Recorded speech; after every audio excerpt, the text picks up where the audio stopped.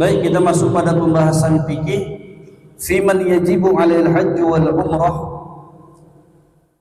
pada orang yang wajib atasnya haji dan umrah.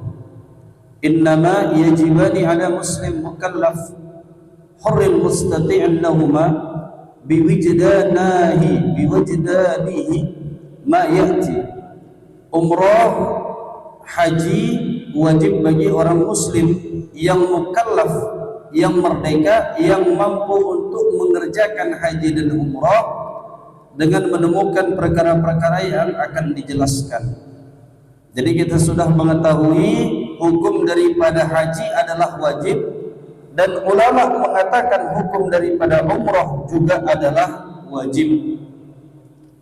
Fala yajibani ala kafir, orang kafir tidak wajib, wala ala sabiin wa majnunin, anak kecil orang gila tidak wajib, wala ajizin anhuma, dan tidak wajib bagi orang yang tidak mampu untuk mengerjakan haji dan umrah. Kemudian yang pertama, orang yang mampu adalah wujuduz zadi wa mu'adnis safari fi dhihabihi wa hiyabihi, orang yang ada bekal dan biaya untuk perjalanan di dalam pergi dan pulangnya, dan daripadanya adalah ujrah untuk misalnya penjaganya yang dia merasa aman dengan si penjaga tersebut. Jadi wujuduz zad, adanya bekal untuk dia bawa pergi dan pulang. Jadi orang yang tidak ada bekal maka dia tidak wajib haji. Nah, kemarin ada yang bertanya bagaimana hukumnya orang yang sudah ada kemampuan kemudian dia tidak mengerjakan haji, dia tidak pergi umroh, apakah dia berdosa? Maka jawabnya dia jatuh kepada dosa. Kalau orang itu benar-benar sudah mampu, tidak ada lagi halangan bagi dia untuk mengerjakan haji dan umrah, maka kalau dia tidak kerjakan, dia berdosa. Sebab apa? Sebab haji adalah bagian daripada rukun Islam. Kedudukan dia sama dengan sholat, kedudukan dia sama dengan puasa. Hanya saja haji itu dibatasi liman istata'a ilaihi sabila. Ada tambahannya, ada batasannya. Haji wajib bagi orang yang mampu untuk melakukan perjalanan haji. Nah, kalau orang yang sehat, uangnya banyak, dia tidak pergi haji, dia tidak pergi umrah, maka dia jatuh kepada dosa. Sebab hukumnya adalah wajib. Perkara yang wajib tidak dikerjakan, maknanya berdosa. Dan itu perintah dari Allah. Al-aslu fil amr al-wujub. Asli di dalam perintah adalah wajib hukumnya. Yang kedua, wujudur rahilah aw thamaniha aw ujratiha liman kana bainahu wa baina Makkah marhalatani aw dunahuma lakin dha'afa al-mashi. Jadi orang-orang yang jauh daripada Mekah ini adanya kendaraan ataupun tambang atau ongkos untuk membayar kendaraan tadi bagi orang yang jauh. Audunahuma, ataupun orang yang dekat dengan Mekah akan tetapi dia tidak mampu untuk berjalan. Jadi ada orang-orang yang dekat dengan Mekah, kalau dia sudah ada kemampuan kemudian dia tidak mampu untuk berjalan, maka dia wajib untuk memberi ongkos untuk kendaraannya. Amma man kana bainahu wa bain Makkah dunar mahatani wa huwa qawyun 'al mashi fa la yu'tabar lahu hadha syar. Jadi orang-orang yang dekat kalau dia mampu untuk berjalan yang dekat-dekat Mekah, maka tidak dihitung untuk naik kendaraan. Jadi orang-orang yang dekat Mekah itu wajib mengerjakan haji. Berapa kali? Minimal 1 kali. Minimal 1 kali melepaskan kewajiban. Nah, ada pembahasan bagaimana orang yang sudah pergi haji dia mau pergi haji lagi. Apakah itu lebih utama dibandingkan orang yang sudah haji kemudian banyak orang yang di sekelilingnya itu kelaparan? Mana yang lebih utama? Maka sebagian ulama mengatakan yang lebih utama adalah dia memberi makanan kepada orang-orang miskin, membantu orang-orang fakir, daripada dia pergi haji berulang kali. Karena dia udah pergi sekali udah cukup. Karena kewajiban haji hanya satu kali. Udah dia pergi satu kali udah, hartanya sebanyak manapun dia tidak wajib untuk mengerjakan haji.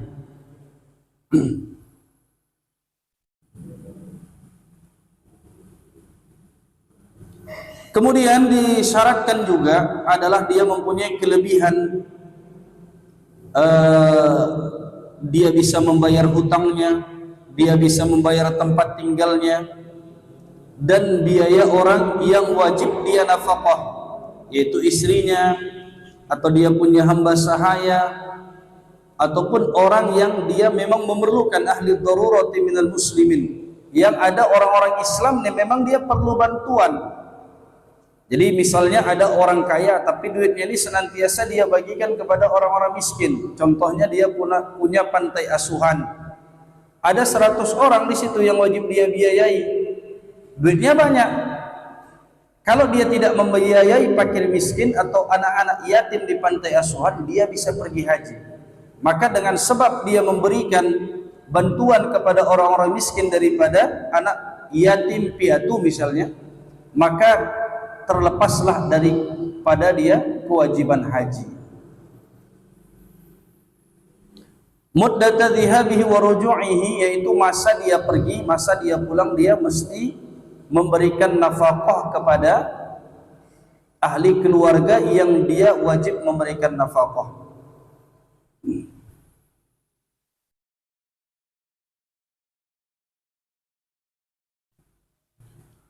Yang ketiga, amnut tariqi fi nafsihi wa bud'ihi wa malihi. Dia aman melakukan perjalanan pada dirinya sendiri dan pada hartanya. Artinya kalau misalnya seperti orang-orang Palestina itu tidak merasa aman di dalam perjalanannya, maka mereka tidak wajib mengerjakan haji. Fala khafa min fi tariqi sab'an aw aduwan. Kalau orang tadi merasa takut di dalam perjalanannya ada binatang buas ataupun ada musuh, lam yalzamhu al-hajju, maka tidak wajib bagi dia untuk mengerjakan haji. Jadi keamanan di dalam perjalanan itu merupakan syarat mengerjakan haji.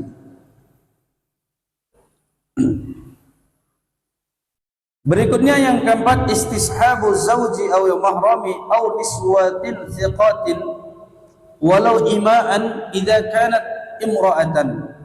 Ada yang menemani ataupun bersama seorang suami atau mahram ataupun beberapa wanita yang bisa dipercaya. Idza kanat imra'atan, bila adanya yang pergi haji atau umrah itu adalah wanita. Wadzalika, syarat yang demikian itu lihurmati safariha wahdaha wa in qasura safar, karena haramnya wanita melakukan perjalanan sendirian walaupun perjalanan itu adalah perjalanan yang pendek. Jadi ini perhatian bagi kita, bagi wanita kita yang punya muhrim itu tidak boleh dia pergi sendirian, dia mesti ditemani muhrimnya. Kalau tidak ada muhrimnya, adiknya atau anaknya atau suaminya, maka ditemani oleh wanita yang siqah, yang bisa dipercaya. Kenapa? Karena untuk menjaga daripada timbulnya fitnah, menjaga timbulnya fitnah. Maka Islam mengajarkan kepada kita semua bahwasannya kalau mempunyai anak wanita atau istri kita keluar rumah, dia mesti ditemani muhrimnya. Dikhawatirkan akan menimbulkan fitnah. Dikhawatirkan akan menimbulkan fitnah. Wa in qasura, di sini walaupun saparnya itu sapar yang pendek, artinya sapar pendek itu adalah sapar yang tidak bisa orang itu mengqasar solat dan menjamak solat. Nah, itu dikatakan adalah safar yang pendek.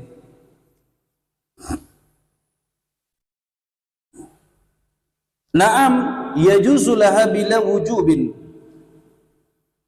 Boleh bagi wanita tanpa adanya kewajiban an takhruja ma'a imra'atin thiqatin li ada hajjatil Islam. Wanita tadi keluar bersama satu orang wanita yang thiqah untuk mengerjakan haji Islam, yaitu haji yang wajib bagi dia. Jadi ada seorang perempuan, kalau dia pergi itu tidak ada muhrim yang menemani dia, maka boleh bagi dia ditemani oleh satu orang wanita ataupun kawan dia bersama-sama pergi haji. Tapi hukumnya tidak wajib. Bila wujubin hukumnya tidak wajib. Walaupun dia ada kemampuan, tetapi tidak ada muhrim yang menemani dia, maka hukumnya adalah tidak wajib. Kemudian yang kelima, ayyasbutu 'ala rahilah bila masyaqqah syadidah. Adalah orang itu tetap di atas kendaraannya dengan tanpa ada kesusahan yang bersangatan. Jadi kalau dia merasa susah, contohnya naik pesawat, orang ini nggak bisa naik pesawat. Kalau dia naik pesawat, itu akan merasakan masyaqqah syadidah. Dia akan merasakan kesusahan yang bersangatan. Contohnya mabuk, muntah, kepalanya pusing, demam dan sebagainya. Maka orang yang seperti ini juga tidak wajib untuk pergi haji. Jadi dia merasa kesusahan, Pak, di pesawat itu. Kan ada orang-orang yang model begitu, Pak, ya. Sedikit naik kendaraan mabuk, pening, pusing. Jadi masyaqqah syadidah, sampai demam, muntah-muntah. Nah, bagi orang tersebut juga tidak wajib untuk mengerjakan haji. Wujudu qaidin yang ketujuh. Yang keenam, ayyabqa ba'dal istita'ah zamanun yumkinul wusulu fihi ila makatibis sayril mu'tad. Adanya waktu yang memungkinkan setelah dia mampu, waktu memungkinkan untuk sampai dia ke Mekah dengan perjalanan yang biasa. Jadi kalau misalnya udah masuk bulan Zulhijjah, kemudian ada beberapa hari lagi tersisa bulan Zulhijjah, artinya masuk pada tanggal 10, misalnya tanggal 8 lah katakan. Nah, itu tidak memungkinkan baginya untuk pergi haji. Maka jemaah-jemaah Indonesia pergi awal-awal, sampai di sana melakukan haji apa kemarin, Pak? Haji apa, Pak? Haji ifrad, kemudian haji qiran, satu lagi haji apa, Pak? Tamattu. Haji tamattu. Sampai di sana kerjakan umroh dulu, baru nanti mengerjakan haji. Wujudu qaidin. Jadi yang ketujuh, adanya orang yang membawa bagi orang yang buta, yang menuntunnya dan menunjukkan jalannya ketika di kapal, di pesawat. Wa nuzulihi walau bi ujratil misli, walaupun orang yang menuntunnya itu dibayar. Jadi orang yang buta, kalau dia ada ujrah, kalau dia punya uang, maka nanti dia cari orang yang menuntun dia sampai ke Mekah. Ayyajida mamarra bimalin hasilin indahu aw bidainin halun ala malin falau a'tahu waladuhu aw abuhu aw ajnabiyyun malan li adail haji aw ujratuhu lam yalzamhu qabuluhu fil asah. Yaitu dia mendapatkan harta yang disebutkan tadi adalah dengan harta yang terhasil dari dirinya, ataupun harta yang dia dapatkan dengan hutang. Yang boleh, Pak, ya, hutang, Pak, ya. Maka jikalau harta itu dikasih oleh anaknya, atau dikasih oleh ayahnya, atau dikasih oleh orang lain, dikasih harta tersebut untuk mengerjakan haji. Jadi si fulan, ini saya kasih uang sama kamu untuk pergi haji. Siapa yang ngasih? Orang lain mungkin. Siapa yang ngasih? Bapaknya mungkin. Siapa yang ngasih? Anaknya mungkin. Maka yang seperti ini, lam yalzamhu qabuluhu fil asah, tidak wajib bagi orang itu untuk menerimanya. Fil asahi, di dalam kaul yang lebih sahih. Jadi kalau kita diberikan uang untuk pergi haji, kita tidak wajib menerima, Pak. boleh kita tolak, tidak mengapa. Kenapa di sini dijelaskan tidak boleh? Alasannya karena adanya hutang budi yang sangat besar dengan orang yang memberikan itu tadi, Pak. Kalau mau diterima boleh, boleh, tidak mengapa. Tapi hukumnya tidak wajib diterima walaupun itu mengerjakan haji. 5 fi dzalika min 'idhamatil minnah fi tahammulil minnah masyaqqah syadidah. Hutang budi itu adalah satu perkara yang masyaqqah, susah, Pak. Yang kesembilan, an tujada hadhil mu'tabarat madhkurat waqta khurujin nasi min baladihi falau istata'a fi ramadan mathalan thumma iftaqara fi syawal lam yajib alaihi al-hajj. Adalah dia mendapatkan harta yang disebutkan di atas tadi, Pak, ketika keluarnya orang-orang daripada negerinya. Artinya harta itu ada ketika udah masuk musim haji. Nah, kemudian falau istata'a fi Ramadan, bulan Syawal ataupun bulan Syawal masuknya, Pak, ya, musim haji. Kalau seseorang dia mampu untuk mengerjakan haji pada bulan Ramadan. Jadi bulan Ramadan duitnya banyak, Pak. Summa iftaqara fi Syawal, kemudian dia menjadi fakir pada bulan Syawal. Pada hari raya dia fakir. Kita katakan di dalam bulan puasa dia ada 2 miliar, kan itu langsung wajib haji, Pak, ya. Kemudian di bulan Syawal 2 miliar tadi habis, Pak. Maka orang ini tidak wajib mengerjakan haji. Lam yajib alaihil hajju. Jadi keberadaan harta itu sudah masuk pada bulan Syawal, harta itu masih ada pada dirinya. Artinya setelah masuk bulan-bulan haji dia sudah ada kemampuan. Baik, kemudian ada orang yang mampu dengan selainnya. Barang siapa yang dia mati di dalam dirinya ada tanggungan untuk mengerjakan ibadah haji yang wajib, yaitu dia mengerjakan masih menunda-nunda nih, Pak, untuk mengerjakan setelah dia wajib, maka wajib bagi orang yang memberikan wasiat ataupun warisnya untuk mengerjakan haji bagi si mayit tadi. Awi tamara, ataupun mengerjakan umrah untuk si mayit tadi, min tirkatihi fauran, daripada harta yang ditinggalkan oleh si mayit fauran, secara langsung. Jadi dia kaya, Pak. Dia kaya, udah ada sebenarnya kewajiban haji, namun dia tidak mengerjakan. Dia meninggal dunia. Maka nanti ahli warisnya wajib untuk mengerjakan haji kepada ayahnya misalnya atau ibunya. Ataupun dia belum umrah, ada tirkah harta yang ditinggalkan oleh kedua orang tuanya, maka nanti harta itu mesti dibagi untuk mengerjakan haji atau umrah untuk kedua orang tuanya, atau misalnya mama yang meninggal untuk mamanya. Jadi kan dalam ilmu mewaris, Pak, ketika yang kita bahas kemarin, orang tua meninggal, bapak meninggal, mama akan mendapat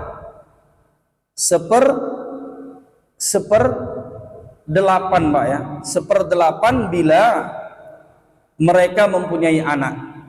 Jadi ada 3 orang anak, suami istri. Kalau misalnya si suami meninggal, maka si istri mendapatkan 1/8 daripada harta.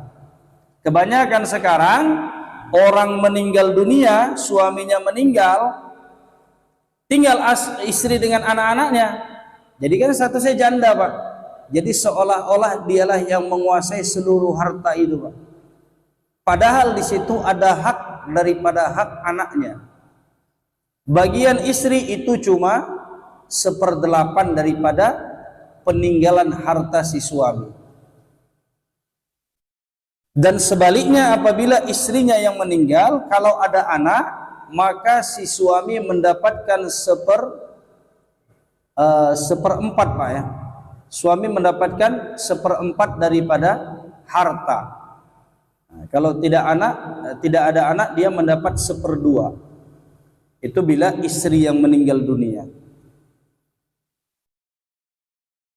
Man kana baina wa baina Makkah marhalatan farhada wajida fi ma mara min syuruti salakin azizan lil haji bi nafsihi lillahi zamanin aw maradin la yurja bar'uhu bihaitsu yashukku alayhi thubutu ala al-marqub fayajibu ala hadha ay yastabima man yahujju anhu bi ujrati al-mithli aw dunha in radiya al-ajir wa yusamma hadha 'inda al-fuqaha ma'duban.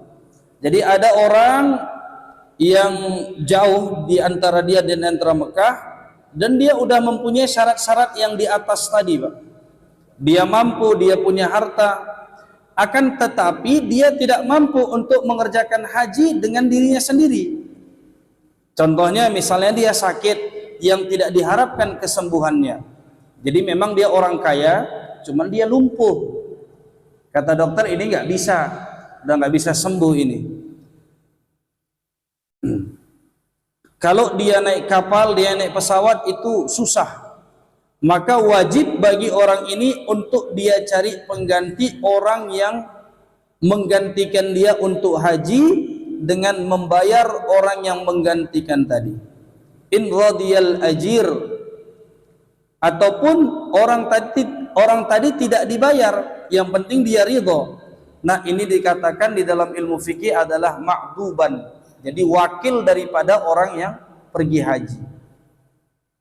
Jadi orang-orang kaya yang dia sakit, makanya itu ada badal haji, Pak ya, pengganti daripada haji. Dalam ilmu fikih itu dikatakan ma'duban. Wajib bagi orang yang tidak mampu untuk pergi haji tapi dia punya harta, wajib dia mencari pengganti untuk mengerjakan hajinya.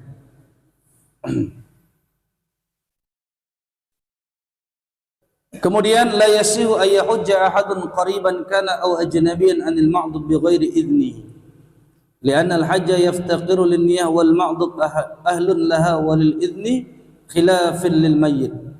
Tidak sah hajinya seseorang baik dia kerabat ataupun dia orang lain daripada orang yang daripada ma'dud dengan tanpa izinnya.